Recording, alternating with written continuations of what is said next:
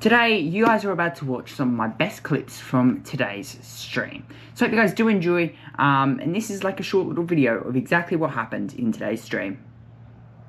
Indeed, you'll be in a pretty good position here. For those people that are joining in on the recording, we've just had a pretty good start. Awazaka leads over Reginol, Maximilian Popov, and King Nakamura Berta, who sits in P4.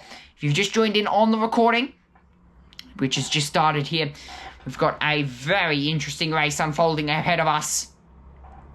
And he's up 8 spots from his original starting spot, which is, of course, P31. So a very good job indeed. Kyanarag up 2 spots. Michael Belov up 3. So there's going to be a lot of movers and shakers throughout the grids at the moment, as that is off the road and in a big way. And who is that off the road? That looks to be one of the AIX cars that has gone spearing off the road. It was up in the air at one point, but everybody else seems to be in a pretty good position for the moment. So 22-degree track temperature make it a little bit more interesting for those drivers, and something they will have to contend with as well. Making sure, of course, those Pirelli tyres, making sure you actually find the limits of those Pirelli. And of course, once you can find those limits of the Pirellis, then you've got to make sure you don't overheat them in the early phase of this race. Welcome in, bro. Good to see you again. As we should Aldahari, Maximilian Popov in P3, King Nakamura in P4. The DKR Racing team watching on from the pit wall as we cut back to our leaders. Aldahari, who sits in P2, only 4/10 off the lead. I don't think our timings, though, have updated. Linus Stern, not going to happen. He looked for a move right around the outside. Just didn't happen in the end. 20 minutes remaining.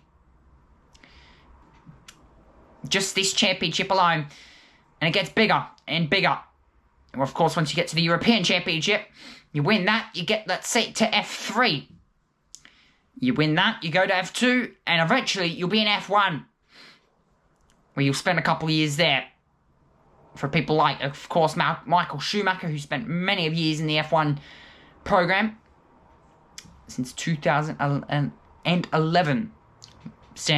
I stand corrected if I am, but I think it's 2011 that Michael Schumacher did end up retiring from the sport. Been there for 21 years before retiring. Driver. And one day you'll be hearing one of these drivers' names in the Formula 1 Championship. Is now Reginol Harry with a toe on the back of Awazaka. My prediction at the start of the race was wrong. He wasn't able to pull away, because Aldahari is right there, right behind him. Popov in P3, King Nakamura Berta in P4, and Kato in P5. Every single day over there, so making sure, oh, and that's a car off in a big way, and that is one of the AIX cars, spun right round, and he's lost it on his own as he's just gotten out in the dust. That is car 17. One of the back markers further back, right round, and in the fence. It's a rubber come this weekend through practice qualifying, and this track continuing to rubber him. It's quite dirty, dusty, and the track is starting to... There's more marbles off the outside of the circuit as well, where the drivers have to be extremely careful of.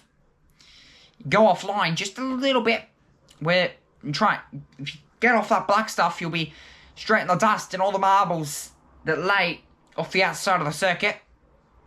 You wouldn't want to be in any of that. 3, King Nakamura Berta in P4, and Tato Kato, who sits in P5. Indeed, we've got Reginol Lahiri, who sits in P2. About a second and a half back is the Jamaican driver, who will be hoping to take advantage of any incidents that happen up in front of him. A banking of 15 points. Of course, the regional championships do run Formula 1 style points. So it's going to make it very interesting in terms of the championship. We've had many championship deciders gone down in the example. Freddie Slater, who was very, very strong, and along with Enzo Deligny last year as well, the back end of last year, where he was very dominant as well. Those two with a championship battle going right down to Qatar, supporting the World Endurance Championship, which we will be doing this year. That is Andrea Kostic and Dion Gauda. Their line astern as they make the run, and a bit of contact and a bit of a slide there from Andrea Kostic. Right up the back end of the car in front of him. He's right there. Go. Very much. Not easy. Not easily, at least. This is a battle for minor positions. Further back down the grids. But yeah, 11.5 minutes to go in this one. I'm your friend. Good to see. Thank you, man. Thank you. Car's a beast through the corners. They're able to lay a lot of rubber down on the exit, especially through those high load corners. It's the same with these F4 cars. Not as much downforce, about 350 kilos of downforce, but you'll be surprised how much work the aerodynamics of these cars do to clear some of that dust away. You've got to think, in free practice, the F4 UAE Championship were the first ones out there. There were layers of dust coming off the back of the cars in free practice, and that continues through qualifying and through these guys' practice as well.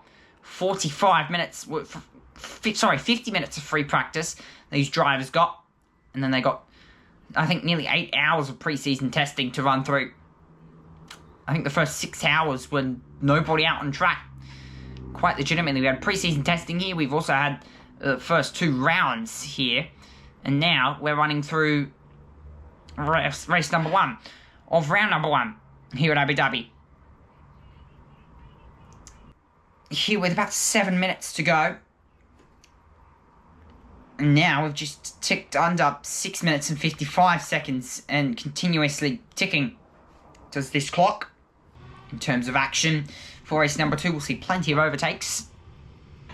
Unlike this race where the drivers have just mainly used this as practice, a bit of track acclimatization. You get 50 minutes of free practice. You'd think that'd be a lot of time, but really you don't get much done in one 50-minute free practice session. You really don't get much done. And we did get that extended practice session because of the new cars. A lot of drivers didn't use pre-season testing very wisely. They spent the first 6 hours tuning the car. A few cars went out there for about 3 laps and then came back in. Another 3 laps came back in. Another 3 laps came back in. And then there were a few long runs by the end of the session with heavy fuel loads, getting used to race runs as well, qualifying simulations in the last 2 hours of pre-season testing. Made for a very, very good weekend of pre-season testing here at Abu Dhabi. Here at round number 2 and round number 1 of the championship, the Formula Regional Middle Eastern Trophy, certified by the FIA. On 2026, it was always the FIA Formula Regional Middle Eastern Championship.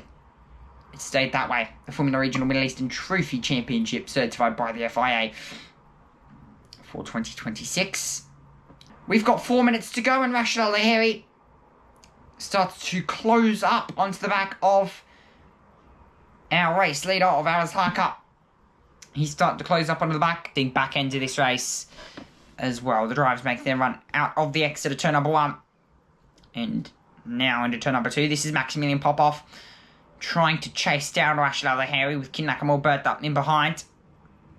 Al Lahiri hunting down our race leader. 3.5 minutes to go. These drivers will get about 2 or 3 more laps, probably 4 laps, maybe 5 laps of this circuit.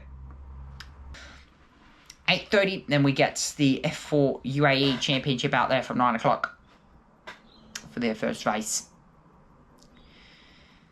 And race number 2 for these guys, starting from 4:30 tomorrow in Abu Dhabi.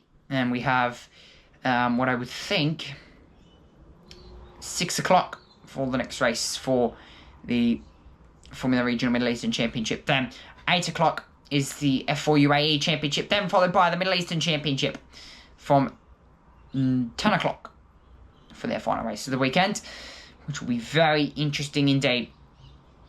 Minutes plus 1 lap of racing.